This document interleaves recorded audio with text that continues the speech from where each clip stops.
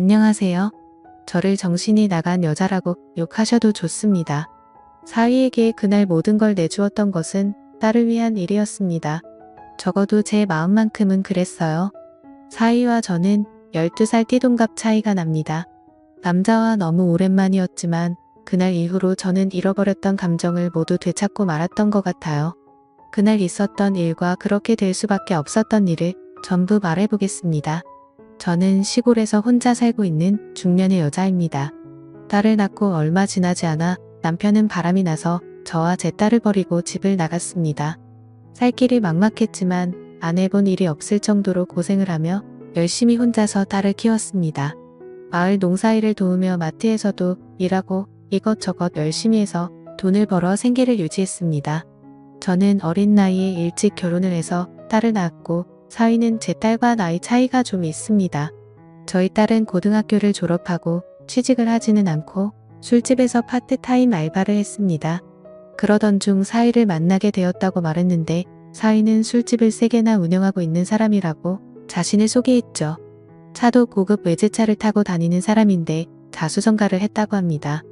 산전수전 모두 다 겪어본 사람이라고 말이죠. 처음 시작한 술집은 금방 망해버렸고 고생을 많이 했다고 합니다. 다시 자금을 마련해 또 다시 도전하기를 여러 번 했다더라고요. 결국 현재는 장사가 잘 되는 술집을 3개나 가지고 있는 사위입니다. 그리고 장사가 썩 잘 되지는 않지만 직원들 월급은 충분히 줄 수 있는 정도의 술집을 운영하고 있는 사람이었죠.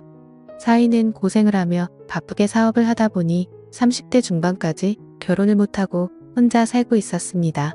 그러던 중 사위가 운영하는 술집 중 한 곳에서 제 딸이 일을 하게 되었다네요. 사위는 처음에는 저희 딸에게 관심이 별로 없었다고 합니다. 30이 넘은 나이에 20대 초반인 저희 딸 아이한테 관심이 가지는 않았다더군요. 그러다가 일을 마친 저희 딸을 집에 데려다 준 적이 있었는데 저희 딸이 자취하는 집 근처에 있는 술집에서 두른 술을 한잔 하게 되었고 그곳에서 두른 눈이 맞아버렸다고 했습니다.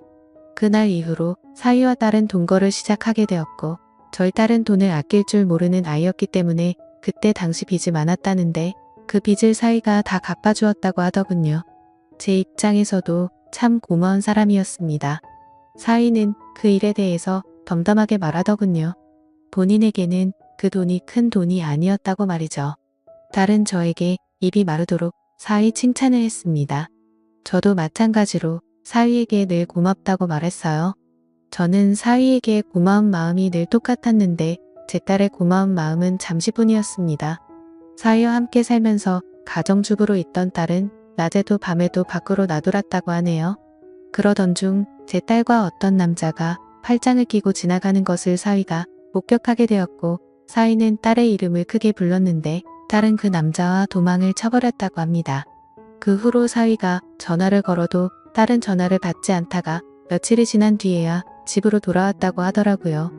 딸은 사위에게 오해하지 말라고 적반하장으로 오히려 화를 내고 나서는 집을 뛰쳐나가 버렸다고 합니다. 지금에서야 알게 되었지만 사위는 그때 결혼을 포기했다고 합니다. 사실 사위의 주변에는 여자들이 항상 많았습니다. 사위의 고급차를 보고 접근하는 여자들이 엄청 많았다고 하더라고요. 하지만 사위는 한눈을 팔지 않았고 저희 딸을 진심으로 사랑했기에 제 딸이 집을 나가고 나서 너무나도 힘들었대요. 사위는 저에게 예의를 다하기 위해 저를 찾아왔습니다. 딸과 있었던 일을 제게 모두 말하고 사위는 딸과의 관계를 정리할 것이라고 말하더군요. 제가 살고 있는 허름한 시골집을 다시 지어주겠다고 약속했던 사위였습니다. 그렇게 착한 사위가 저희 딸 때문에 상처를 받은 이야기를 들려주는데 미안한 마음에 저도 모르게 눈물이 나더군요. 혼자 마트에서 일을 하면서 살아가는 저도 외로운 여자입니다. 하지만 제겐 가장 소중한 딸 하나 있는 거 그게 위안이었고 그 딸 걱정으로 그 모진 세월을 견디며 보냈습니다. 딸이 얼른 좋은 남자 만나서 안정이 되었으면 하는 바람으로 살았죠. 사위를 만나 함께 사는 딸을 보며 좀 안심을 하고 있었는데 사위가 찾아와서 하는 얘기를 듣고 저는 충격을 받았습니다. 한참을 멍하니 있다가 사위가 일어나려고 해서 저는 잠깐만 기다리라고 말했고 사위에게 저녁 식사를 차려주었죠. 사위와 저녁을 먹으며 같이 술을 마셨는데 사위는 술이 오르는지 점점 많은 얘기를 하더군요. 사위는 저희 딸이 집을 나가서 너무 힘들다는 얘기도 했습니다. 그리고 자기가 어떻게 살아왔는지, 얼마나 고생을 했는지에 대해서도 얘기를 하더라고요. 사위가 고생한 얘기를 할 때는 저도 눈물이 나더라고요. 저도 사위 못지않게 고생을 하고 살았던 것이 생각나 동병상련의 마음으로 울었습니다. 술에 취해서 그랬던 건지 사위도 울고 저도 울었습니다. 사위는 제가 얘기를 잘 들어줘서 고맙다고 하더군요. 저는 사위가 고마웠습니다. 딸과 짧은 기간 동거를 했을 뿐인데 사위는 저에게 예의를 다하기 위해 저를 찾아왔으니까요. 사위는 결국 딸과 헤어질 수밖에 없다고 얘기를 했고 저는 사위에게 뜻대로 하라고 말했습니다. 그리고 울고 있는 사위를 토닥여주며 안아주었습니다. 못된 딸 때문에 상처 줘서 미안하다며 사위를 안고 저는 이렇게 위로해 주었습니다. 이 말에 사위는 어린아이처럼 엉엉 울더라고요. 사위는 한참을 울더니 누가 먼저라고 할 것도 없이 저와 사위는 사고를 치고야 말았습니다. 저는 너무 부끄러웠습니다.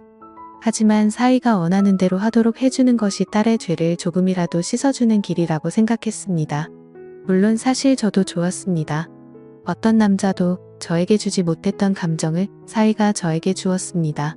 다음날 아침 저는 사위에게 식사를 차려주었는데 사위는 허기가 졌는지 허겁지겁 식사를 했습니다.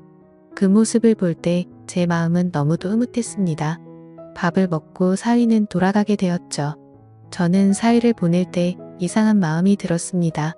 딸을 걱정하고 사위에게 미안한 것이 아니라 사위가 가는 것이 아쉬웠습니다. 저 갈게요. 이렇게 말하는 사위에게 저도 모르게 언제 또 올 건지 이렇게 물어봤고 저도 모르게 나온 이 말에 깜짝 놀랐습니다. 사위는 대답을 하지 않고 그대로 갔습니다. 사위는 그날 집으로 돌아가서 딸의 짐을 모두 밖에 내놓고 딸에게 짐 가져가라고 연락을 했습니다. 딸은 별말 없이 가서 짐을 가지고 갔는데 사위는 그렇게 마음이 아프지 않았다고 합니다. 그날 이후로 사위를 다시 볼 수 없을 거라 생각했습니다. 하지만 사위는 일주일에 3번 정도 저를 찾아왔습니다. 사위가 올 때마다 저는 너무 반가웠고 행복한 시간을 보내게 되었죠. 그렇게 하는 것이 죄를 지은 딸을 대신해서 사위에게 사과하는 것이라고 스스로에게 거짓말을 했습니다. 생각은 그렇게 했지만 사위가 돌아간다며 저희 집을 나설 때면 저는 너무나도 아쉬웠습니다. 얼마 전에 사위가 이런 말을 하더군요. 곧 제가 사는 곳으로 모셔갈게요. 저는 그 말을 듣고 눈물이 났습니다. 저는 사위에게 그런 소리 하지 말라고 했습니다. 딸을 대신해 자네에게 사죄를 한 것일 뿐 다른 욕심은 없다고 말했습니다. 사위는 그냥 그런 줄 알고 계세요? 이렇게 말하는데 저도 모르게 눈웃음을 치게 되더군요. 그리고 며칠 전 사위가 진짜로 트럭을 보냈습니다. 짐을 모두 실어 보내라고 하더군요. 저는 마지못해 저의 짐을 그 트럭에 실어서 보냈습니다. 이래도 되는 것일까 하는 생각이 들지만 어차피 한 번뿐인 인생인데 그냥 흘러가는 대로 살아보려고 합니다. 저는 밖에서 일하고 오는 사위를 위해 집안일을 하고 맛있는 음식을 합니다. 나중에 사위가 저를 필요 없다고 하면 말없이 사위를 떠날 생각으로 말이죠. 그 전까지 저는 그 사람을 위해 아내로서 최선을 다하려고 합니다. 저를 정신 나간 여자라고 욕하셔도 좋습니다. 하지만 저도 정말 힘들고 외롭게 살았기에 지금 이 상황이 너무나도 꿈만 같고 가급적이면 이 꿈이 빨리 깨지지 않았으면 하는 바람만 가득합니다. 그리고 딸은 그 못된 짓을 하고 난 뒤로 저와 연락을 단절해서 지금은 어떻게 지내고 있는지 잘 모르겠네요.